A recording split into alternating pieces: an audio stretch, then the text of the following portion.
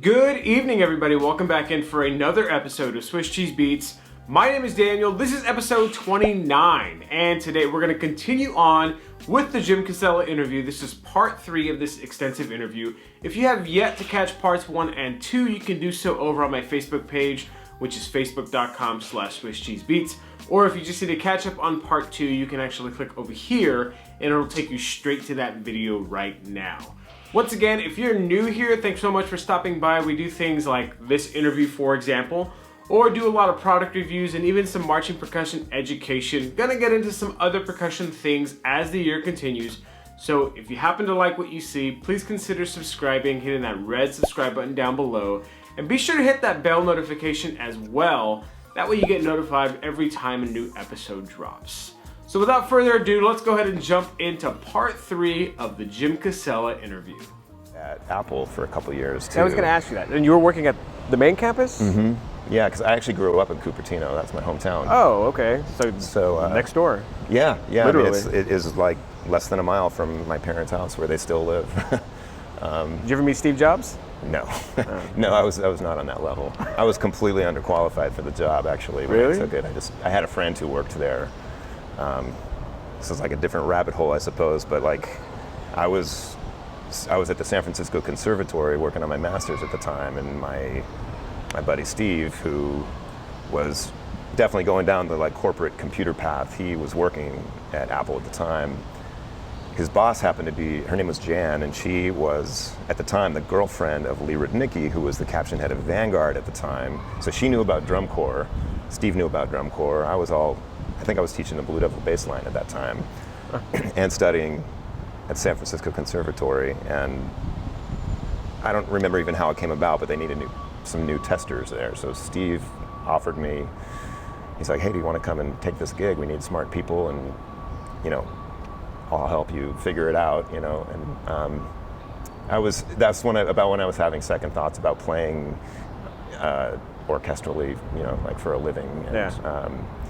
So I actually just decided at that point, I stopped halfway through my master's and I took this gig at Apple to go just get a desk job, 9 to 5, and like actually made some real money. And but I didn't know what I was doing at all. Like I would go home every day with a massive headache because I was just taking in so much information. I bet you everybody trying to get into Apple right now is really upset about this story. I don't know. Like, there's part of me that's like, wow, I should have like bought some stock back then or something. That would have been nice, huh? You know, and I wasn't like an employee, so I was like working for a temp agency, and I think it was like a loophole for like Apple didn't have to pay me benefits because I was working for the temp agency, and you could work for like 18 months at a time, and then you had to leave for 6 months before they could hire you up again. Probably some laws or something. Yeah, and it was their way of like not having to pay vacation benefits and health care and stuff. But it was great for me because in the summertime I wanted to go tour with the drum corps anyway, so that worked out then.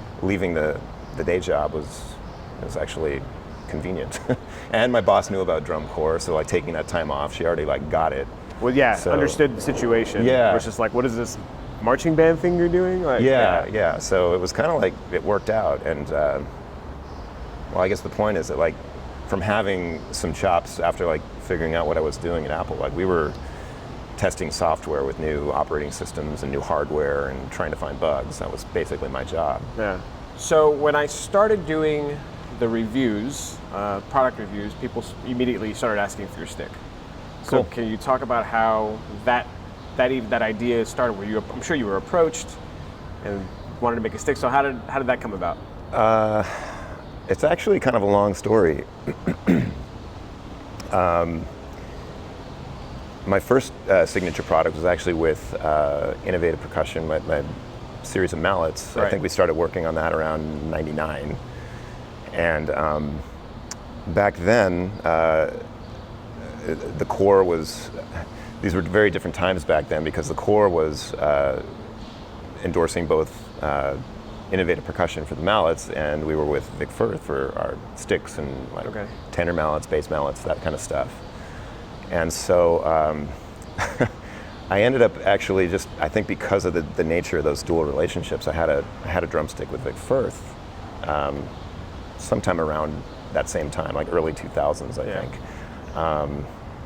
And as I think as the industry became what it was, and those two companies became maybe a little bit more competitive with the drumstick thing, it started feeling like a little bit more of a conflict of interest, Sure. or like we were playing one against the other, Right. or it became a little uncomfortable. Without going into the full gory details of how that all came out, it came down to the point that I needed to choose one or the other. And so being with Innovative from the start, and really feeling a good family environment with that company, just they're my friends, they make great products. They were still new to the drumstick thing, but they were really showing great attention to detail.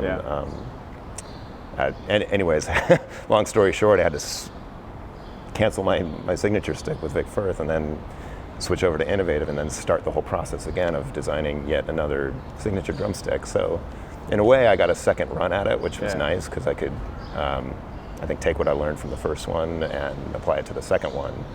And I think a lot of the process is about trusting them to tell me what works and what...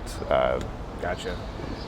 They're the ones that actually do all the hard work, and they make it. So a lot of what I was doing was more like just coming up with ideas about the feel. And ultimately, I don't know, I feel like what we came up with was something really solid. And all these years later, it's still pretty popular, and I'm really thankful for Very that. popular. Yeah. Very popular. And so we had a phone call a couple of nights ago, and you had said that you had just finished 9-minute drill, like the day before you were going to come down to the convention. Yes. And and then you just said right now that you had to restock it because it's flying off the shelf. Yeah. So we're excited. What does the book do, and who's it for? 9-minute drill it's a follow-up to a previous book called 5-minute drill that was conceived by Ralph Hicks and Eric Rath, both percussion guys here from Texas as well. And the basic concept is that they're just like daily drills and like classroom routines for beginning percussion fundamentals. So you have a playback track in various tempos, and they're like it's fun little bits of music that the kids can play along to. Just basic legato strokes, some dynamics, some basic flam rudiments, some diddle rudiments, buzz strokes, all the different major scales. And it turned into a hit because these are things that are typically pretty boring for young kids to work on. Scales. Fundamentals? What? Fundamentals, yeah. Or they're just sitting in the back of the room while the band is working on long tones. Oh yeah, we don't know anything about that. So this gives them a way to, like, every day they spend 5 minutes or 10 minutes or whatever it might be, just running through these things so they can get a consistent hit of the fundamentals. So by the time they get to year one of, say, their high school year, they've got some solid foundation. Yeah. Yeah.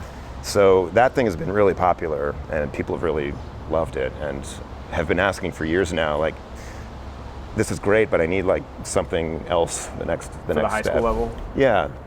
And it's still, it's still basic fundamentals. It's not like super advanced or anything, but it is kind of like the next step up. So if they've sort of graduated from the 5-minute drill, then theoretically 9-minute drill is kind of like the next step. Yeah. And so we've put a lot of time into the playback tracks or play along tracks that the kids play along with. So there's like a takeoff on the Shaft theme, and there's like video game music and Indian hip hop stuff, and a bunch of electronic stuff. It's just, it's fun stuff just to listen to on its own. Yeah, better than just hearing beep, beep. Yeah, to play scales and exercises with actual music. It's almost as if you're making music, and that's the whole point, is to listen and play. Forces them to listen too, I think, which is super important. Yeah, that can be missed when you're working on just basic fundamentals. Definitely. And so, did you came up with Virtual Drumline by yourself, or was it with you and Murray? Or? I was getting really geeked out on like sample libraries. This was like around 2000 or so. Like, I wanted to get my playback to sound better when I was writing. Yeah. I was writing a lot of marching band shows, and obviously writing for the drum corps. And so I found some samples online that were, I think ultimately they were, I don't know, there was a few things for marching percussion back then, but there was just like a snare hit, a tenor hit, and then you had to program it into a sampler, and it was like way over my head. I just wanted to make my stuff sound good. Sure. So I found this guy, his name was Donnie Christian, and he ran a little sample library development company. He was one of the ones that had a library of sounds that it was pretty basic, but it was definitely usable. And so I contacted him to see like, what do I need to make this work? I'd love to buy this and like figure out how I can make it work with Finale. And he wrote back right away. He's like, "Is this Jim Casella from Vanguard?" Like, he was a drum corps fan, it turns out. Oh, okay. And so we actually got on the phone right away and just started talking, and like we had a lot of shared background and experience. Nice. And turned into this friendship. And he basically, you know, shared some of his stuff with me and like taught me I had to get this very convoluted system. Back in the day, you had to run, or I was a Mac guy, so I would run all my stuff on a Mac computer, and then had to get a PC. I didn't want to do this, but I had to buy a PC so I could run a program called Giga Studio, which was a really high-end sampler at the time, which would stream samples. And so I could load all of these fancy samples that he had hooked me up with and stream stuff out of my Mac into Giga Studio so I could put audio out of that. And I just really started getting into this thing. And so it was kind of like the spark that lit me into like learning how to program my own stuff. And so cool. He actually helped me record the very first virtual drumline in 2002, where we just pulled together the Vanguard drumline in a parking lot, set up some microphones, and just recorded all kinds of different hits at different dynamics, and right hands, left hands, rim clicks, rim shots, buzz rolls. And you know, it was pretty rough and gritty, but it was a good entry into that world. And a few years later, we recorded Virtual Drumline 2 with the 2004 line. Yeah. And that's still the samples in Virtual Drumline today are from that same line. Anything coming up with that, or is it you pretty Not much currently. Yeah. If I told you, I'd have to kill you. But no, I don't think it's. We get that question all the time, and so there's nothing currently in development. But most of our energy right now is into supporting the current product. Yeah. Because it's grown into something that a lot of people really rely on now. Sure. Over the years, and so every year when there's a new operating system coming out, or Contact comes out with a new version, or we're always worried that's going to break it or something like that. So we're spending a lot of time just maintaining what currently works really well. It's funny you say, but I think it's the standard, because I have a former student up at North Texas, and he sent me a file because he's really into composition. Mm-hmm.